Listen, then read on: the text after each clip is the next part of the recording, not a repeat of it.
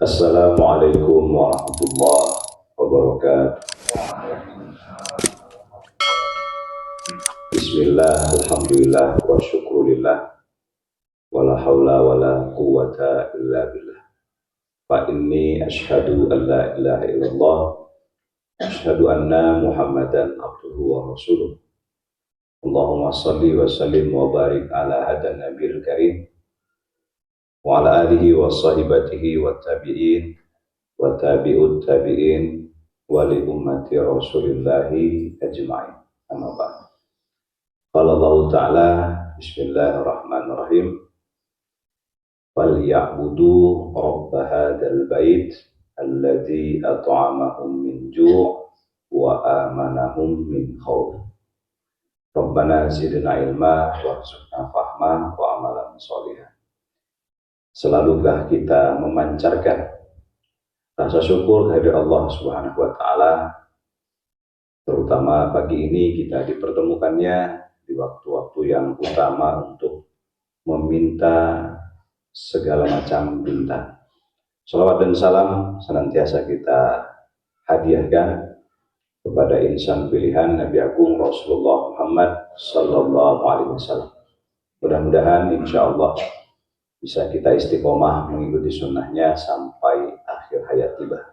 Amin ya rabbal alamin. Hadirin jamaah subuh yang saya muliakan, rahimani wa rahimakumullah. Suatu ketika ada seorang sahabat namanya Abdullah ibn Salam. Berarti anaknya Pak Salam, karena bin Salam. Beliau ini digelari Nabi Ibn Salam karena memang senang mengucap salam. Jadi ketemu siapa gitu, paling dahulu mengucap salam. Lalu beliau bertanya kepada Nabi atau meminta petunjuk kepada Nabi, ya Rasulullah, akhbirni anil a'mal ayyadkhulani ilal jannah. Wahai Nabi, beritahukan atau ajari saya amalan-amalan yang bisa menggiring saya ke surga. Jadi sahabat dulu Bapak Ibu kalau ketemu Nabi mesti minta amalan supaya dijauhkan dari neraka dan minta amalan supaya mereka bisa digiring ke surga. Jadi jarang-jarang kalau ketemu Nabi itu minta didoakan supaya kaya, itu jarang-jarang. Ya, lalu Nabi menyampaikan sabdanya yang pertama, afsyus salam. Diawali dengan kalimat ya ayuhan nas afsyus salam. Yang pertama, sebarkan atau tebarkanlah salam. Yang kedua, wa it'amut ta'am, berilah makan. Lalu yang ketiga, wasilul arham, sambunglah tali silaturahim.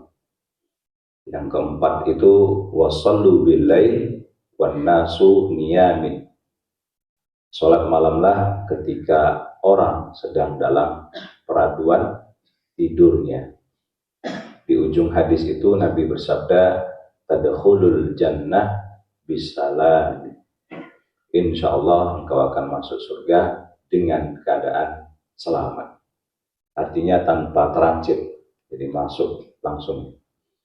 Nah, kita bahas penjelasan hadis ini. Yang pertama, afsyus salam.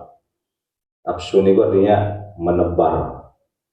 Sebagaimana kita menebar bibit atau benih ketika hendak menanam, seperti itulah hendaknya kita menebar salam. Jadi kalau kita ketemu dengan saudara sesama muslim, maka upayakan kita yang dahulu mengucap salam. Ya, karena salam itu meskipun sunnah, tapi isinya berupa doa. Kita mendoakan orang lain dan orang lain membalas kita dengan doa. Assalamualaikum, gitu ya. Waalaikumsalam. Piye kabare si penah zaman kudu, gitu ya. Atau assalamualaikum, waalaikumsalam, utangi orang disaur. Jadi mengucap salam. Bahkan ada pernah dikisahkan ketika Nabi itu Mi'raj, Nabi diperlihatkan oleh malaikat Jibril sebuah istana yang sangat megah. di antara istana-istana megah di surga itu. Nabi bertanya kepada Jibril, wahai Jibril, ini milik siapa? Lalu beliau menjawab, ini milik sahabatmu Abu Bakar. Karena Abu Bakar ini radhiyallahu an, beliau itu selain senang gemar bersedekah, juga paling gemar mengucap salam. Jadi memang ada disiapkan Allah surga khusus bagi mereka yang suka menebar salam. Yang kedua, wa it'amut ta'am, berilah makan. Ya. Konteks hadis ini dia luas, jadi tidak hanya kepada fakir miskin saja, tapi kepada siapapun yang dirasa layak untuk kita ajak makan minum. Kalau bahasa kitanya ya ditraktir, senang neraktir. Ternyata orang yang senang neraktir itu disenangi Rasulullah. Ya, dan orang yang neraktir itu Pak, itu didoakan malaikat. Doanya apa? Yang pertama, Allahumma ati munfiqon kholafa. Ya Allah, gantilah harta orang yang bersedekah, kalau niatnya sedekah.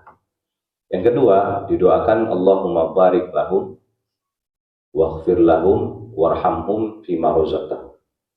Atau Allahumma ighfir lahum warhamhum wa barik lahum fima razaqtahum. Ya Allah, ampunilah mereka, kemudian rahmatilah mereka, berkahilah mereka terhadap rezeki yang Engkau titipkan kepada mereka. Jadi memberi makan, terutama suami kepada istri itu kewajibannya 4. Beri dia makan, beri pakaian, beri pendidikan, beri perhatian, beri kasih sayang.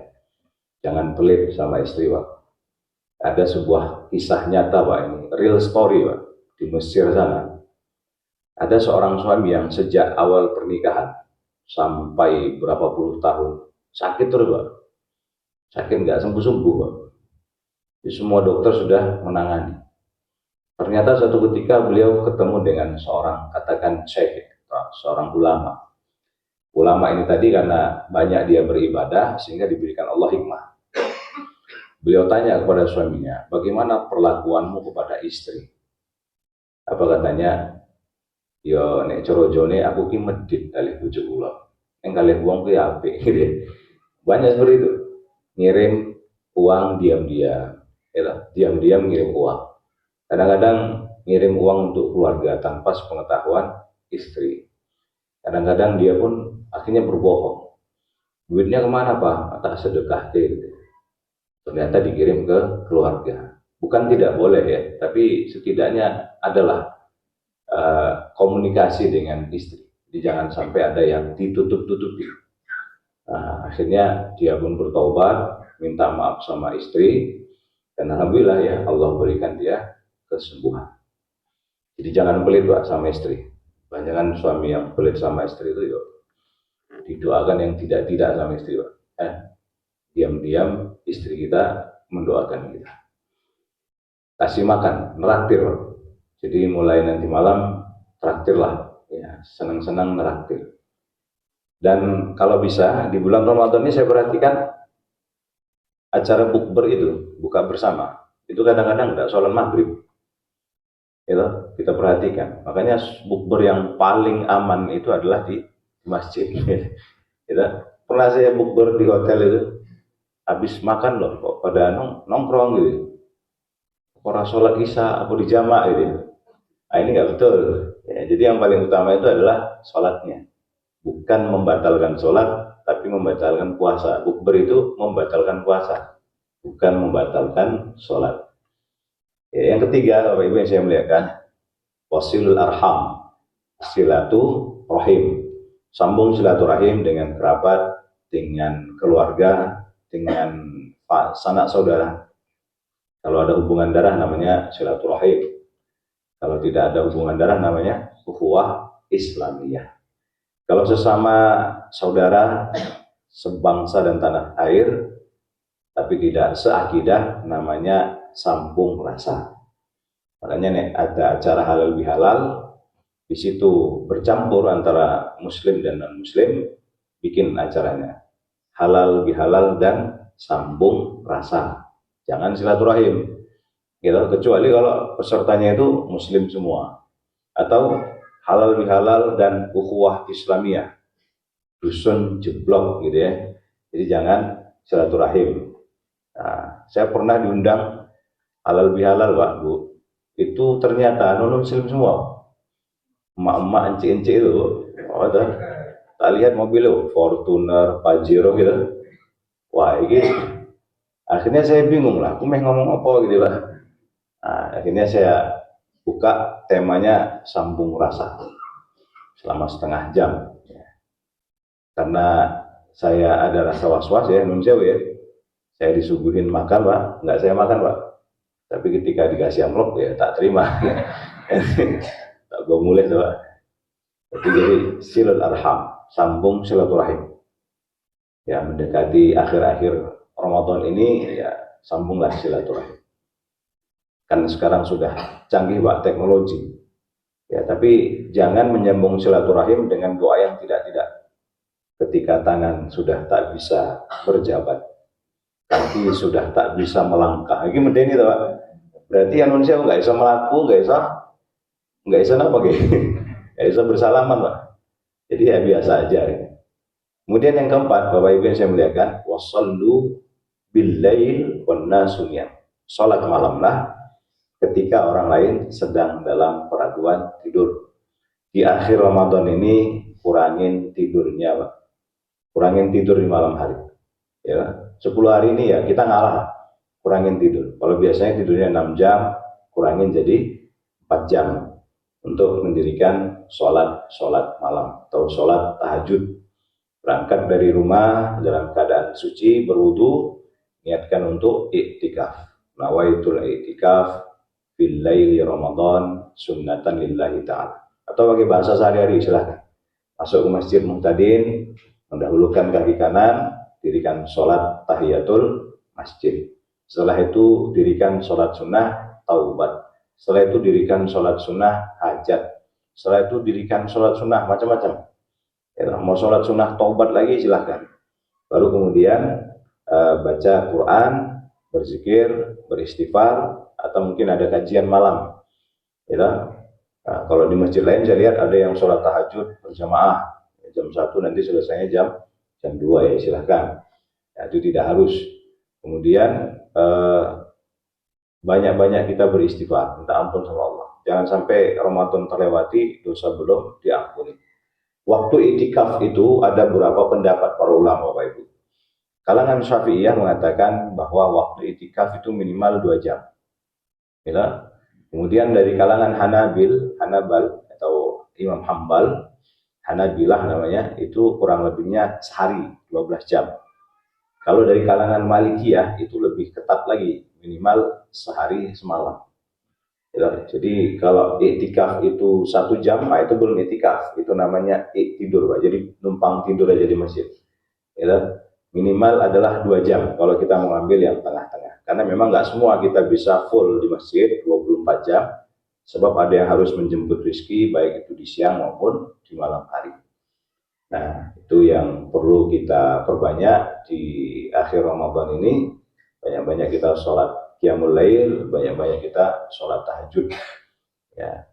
Lalu di ujung hadis itu Nabi ngendikan apa? Tadkhulul jannah bisalam.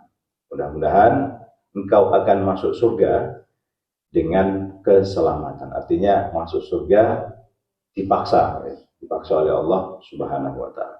Saya kira itu Pak yang bisa saya sampaikan, 4 poin yang bisa menggiring kita ke surga. Yang pertama tadi adalah absus salam. Absus salam ini ibadah sosial apa pribadi Bu? Sosial. Yang kedua wa it'amut ta'am, memberi makan, ibadah sosial apa pribadi? Sosial. Yang ketiga wasil arham, sambung silaturahim, sosial apa pribadi? Sosial. Yang keempat wasallu billail, salat malam lah. Ya, berarti ibadah pribadi. Artinya apa? Untuk masuk ke surganya Allah itu lebih cepat lewat akhlak sosial yang terpuji ketimbang ibadah pribadi. Ya, atau lebih kurangnya masuk ke surga itu tidak hanya lewat ibadah pribadi, tapi juga lewat akhlak sosial yang terpuji. Semoga ada manfaatnya Bapak Ibu. Ini pagi saya pertemuan terakhir di bulan Ramadan. Mudah-mudahan kita bisa bertemu kembali dalam kesempatan yang lain. Saya doakan Bapak Ibu sehat walafiat, bisa melewati akhir-akhir Ramadan ini dengan penuh keistiqomahan, dengan penuh kekhusyuan, dan semoga Allah ampunkan dosa-dosa kita. Amin ya rabbal alamin. Kita tutup dengan doa kafaratul majelis. Subhanakallahumma wa bihamdika asyhadu an la ilaha illa anta astaghfiruka wa atubu. Biasanya doa kafaratul majelis itu yang mimpin MC ya, Nasrul minallah wa fathun qarib wa basyiril mu'minin. Wassalamualaikum warahmatullahi wabarakatuh.